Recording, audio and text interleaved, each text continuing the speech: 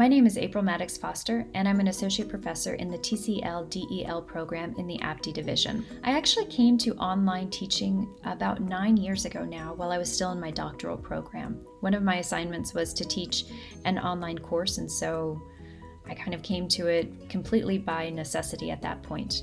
But when I came to Mason shortly thereafter, the program that I work in has a high number of students who are in international locations. So in the fall and the spring semesters, the bulk of my courses were in fact online. So I've been teaching online for 9 years by necessity. Something interesting as well is that I've never actually taught synchronously online. I've only taught asynchronously. Online teaching offers this wonderful sense of flexibility, and not just in terms of kind of times and where you do it. I'm thinking about in terms of the things that you can do in online courses that are really exciting and engaging for students. I also think that over time I discovered that my discussions in online classes had a depth and a richness that wasn't replicated in my face-to-face courses.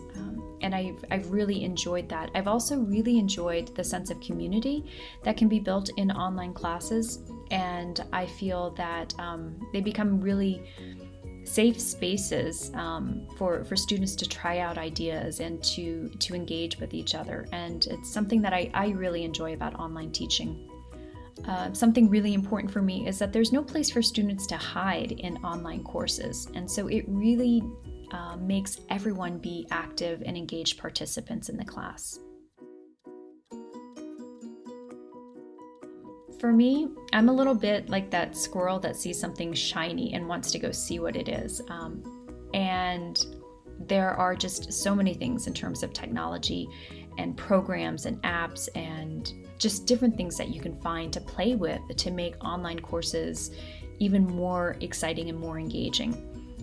But at the end of the day, there are just too many. And so for me, I have to think really carefully and thoughtfully about what new things I want to try out. And I have to continually remind myself to not try them all out all at the same time. And so for me, it's finding something new that I want to play with and taking the time to play with it and become familiar with it and become comfortable with it before I move on to adding something else into my class. I think something else for me, particularly when I began online teaching, was time management. In the beginning, I was horrible at time management, and I felt I was always tied to my computer. And so it took me time to think about how to really manage my time really meaningfully and how I could use my time productively and not feel like I was tied to my computer.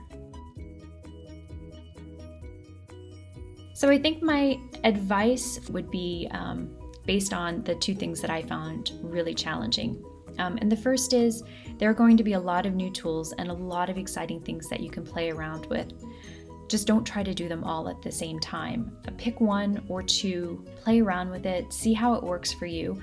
You may find some things work really well for you and some things are just not good for you, and choose what those things that really work for you are and get comfortable with them before you try to go on to the next new and shiny toy that is out there in terms of technology. And the other thing is being really strategic and thoughtful about how you manage your time. Just like with all teaching, time management is so important. Ask other people what they do that works for them, and choose the bits and pieces that you learn from them to create a plan that works for yourself so that you're able to not feel tied to your computer all the time. And so you really have a chance to enjoy the process, because I think and hope once you get started with online teaching that you really will enjoy it.